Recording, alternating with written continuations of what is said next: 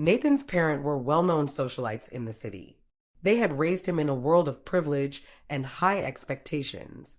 Like Chloe, he had grown up surrounded by wealth, but he had made a name for himself with his own business ventures.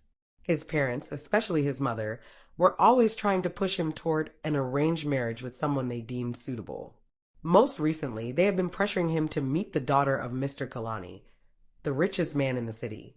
The thought of an arranged marriage felt suffocating to him, especially since he didn't believe in marrying for convenience or status. When the contract to install telecommunication devices underground in the village had come up, Nathan had jumped at the chance to escape the city, if only for a little while. What he hadn't expected was to meet Chloe. The first time he had seen her, he had been struck by her innocence. She didn't carry the usual airs of the high-class women he was used to back in the city. Nathan had quickly decided that he liked being just David around her. He didn't have to worry about impressing anyone or living up to his family's name. He could just be David, the man who was slowly falling for a sweet, innocent girl who didn't even know his real name. He had no idea how things would play out. Eventually, Chloe would learn the truth about who he really was, but for now, he was content to let things unfold naturally. Chloe found herself looking forward to every moment they spent together. His presence in her life had brought a sense of joy she hadn't felt in a long time. With David, she felt safe, as though the pain of her past had finally started to heal. Adam's betrayal and the complexities of her old life seemed like distant memories. After a quiet dinner by the river one evening, David and Chloe sat together watching the sunset paint the sky in hues of orange and pink. Chloe looked over at David and smiled, feeling a sense of peace wash over her. "I'm really glad we met," she said softly. David turned to her, his eyes warm with affection. "So am I Chloe?"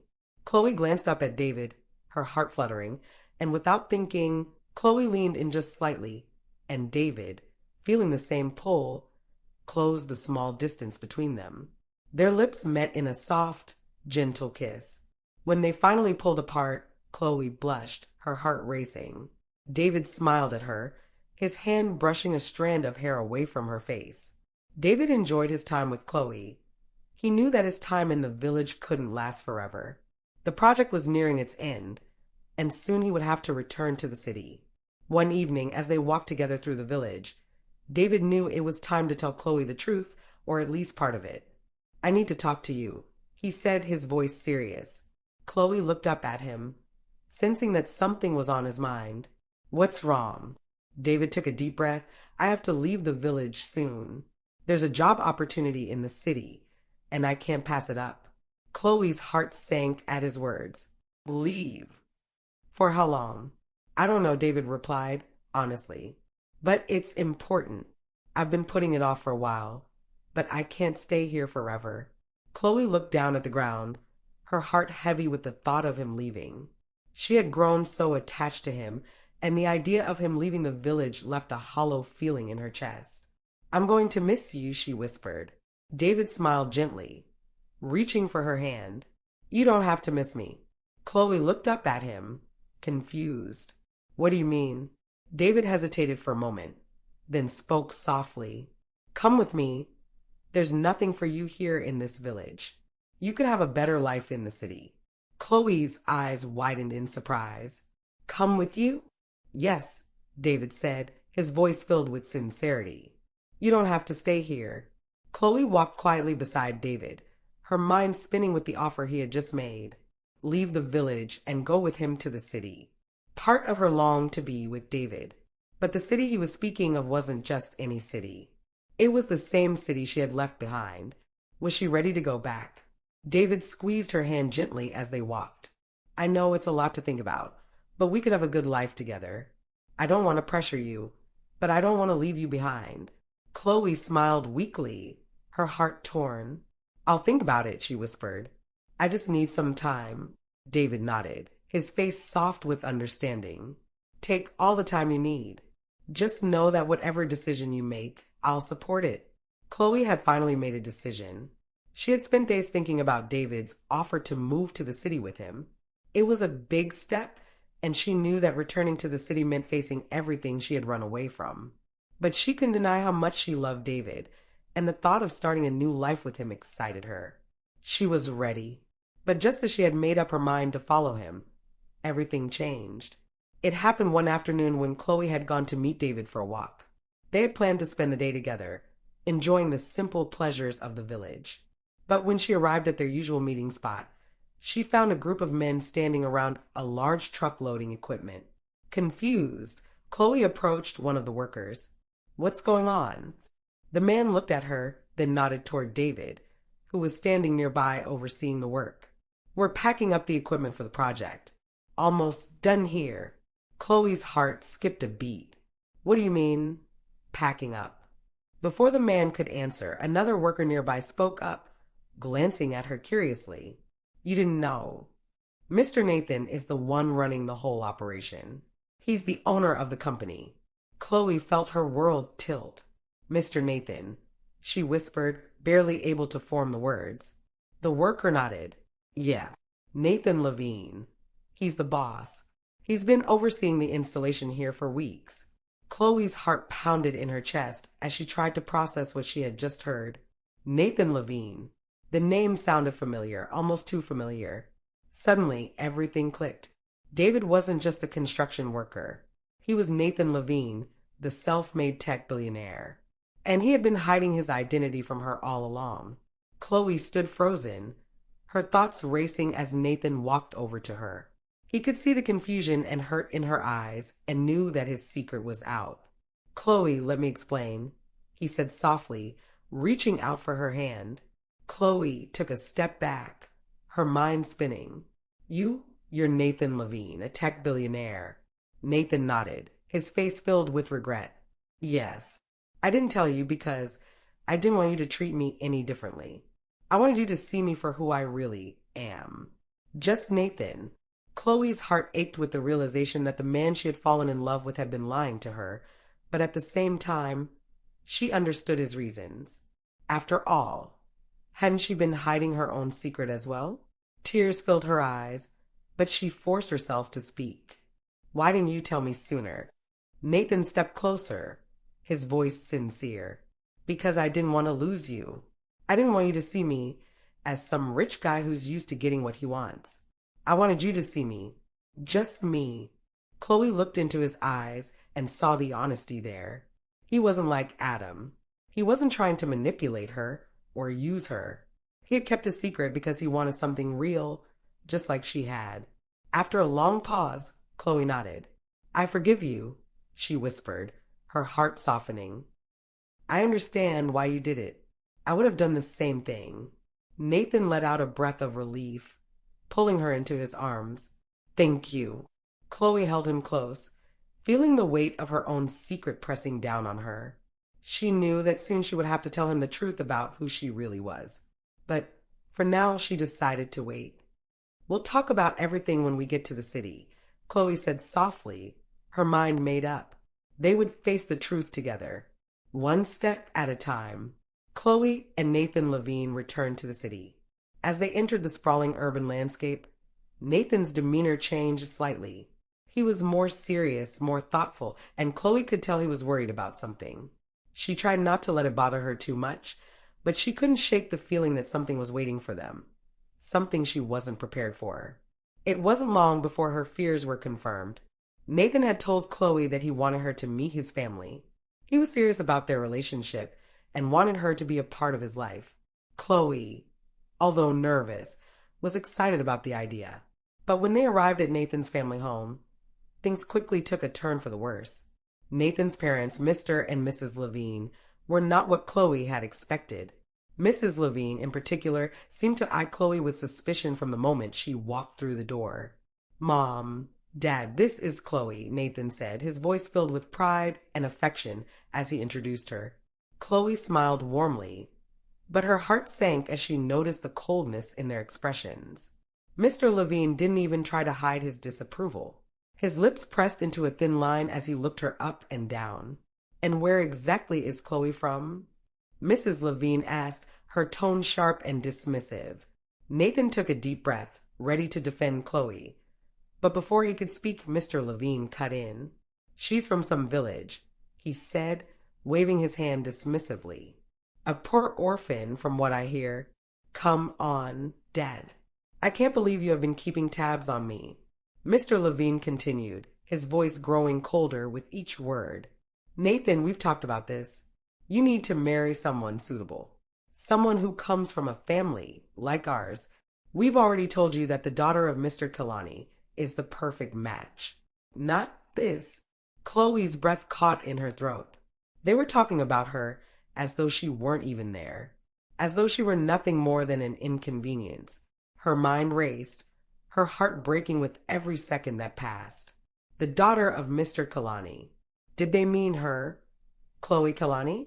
They didn't even realize that she was the woman they were speaking of, and she couldn't tell them the truth. Nathan stepped forward, his voice firm. I don't care about Mr. Kehlani's daughter, and I don't care about family connections. I love Chloe, and that's all that matters. Mrs. Levine shook her head, clearly displeased. Chloe looked at Nathan, her heart swelling with love and gratitude. He was standing by her, even in the face of his family's disapproval.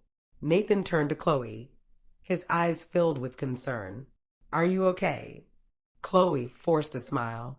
I'm fine, she whispered, though her heart ached. She wanted to tell him the truth, that she wasn't just some poor orphan from a village, that she was Chloe Kehlani, the daughter of the man his parents wanted him to marry. But now wasn't the time. The shock of it all was too much. Chloe sat quietly in Nathan's apartment, staring out of the window at the busy city below. It was almost too much to process. For years, Chloe had done everything she could to keep her identity private. She had always been uncomfortable with the spotlight that came with her family's wealth and had gone out of her way to live a life away from the expectations of the elite. Sighing deeply, Chloe leaned back in her chair and closed her eyes. How had things gotten so complicated? Her relationship with Nathan was real, and her feelings for him were deeper than anything she had ever felt before. Just as Chloe was lost in thought, her phone buzzed on the table beside her.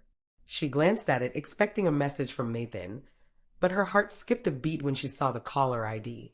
Mrs. Levine. Chloe stared at the phone for a moment, unsure of what to do. She hadn't expected to hear from Nathan's mother after their disastrous first meeting. With a deep breath, she answered the call. Hello, she said cautiously. Chloe. Mrs. Levine's voice was cold, but controlled. I think we need to have a talk. Can you meet me tomorrow morning? There's a cafe on 3rd Avenue, the Crush Cafe. I'll see you there at 10 a.m. Chloe's stomach twisted with anxiety. She hadn't expected Mrs. Levine to reach out to her, and judging by the tone of her voice, this wasn't going to be a friendly conversation. I'll be there, Chloe replied, her voice steady despite the turmoil inside. The next morning, Chloe arrived at Crush Cafe. As she stepped inside, she felt a familiar sense of discomfort. Mrs. Levine was already seated at a corner table, her posture perfect, her expression unreadable. Chloe took a deep breath and walked over, her heart pounding as she approached. Thank you for coming, Mrs. Levine said coolly, gesturing for Chloe to sit down. She could feel the weight of Mrs. Levine's gaze on her, measuring her, judging her. I'll get straight to the point, Mrs. Levine began, her voice sharp. You seem like a nice enough girl, but my son has no business being with someone like you. Nathan has responsibilities, expectations. He comes from a family with a certain level of influence, and he needs to marry someone who can match that. I know you come from a small village, Mrs. Levine said, her tone dismissive, and I'm sure you think you love him, but you're not right for him. You can't give him the kind of life he needs, the kind of future he deserves. So I'm asking you, no, I'm telling you to walk away. Leave my son. Chloe felt a wave of anger and hurt rise within her, but she kept her voice calm. I love him, she said quietly, and he loves me. Mrs. Levine's eyes narrowed. Love is not enough, my dear, not in our world. Nathan needs someone who can support him, who can match his status. You'll only hold him back. Chloe had expected something like this, but hearing it from Mrs. Levine's mouth still stung deeply. And if love isn't enough to make you leave, Mrs. Levine added, her voice dripping with disdain, perhaps this will help. She reached into her designer handbag and pulled out an envelope, sliding it across the table. Chloe stared at the envelope, realizing what was inside. Money.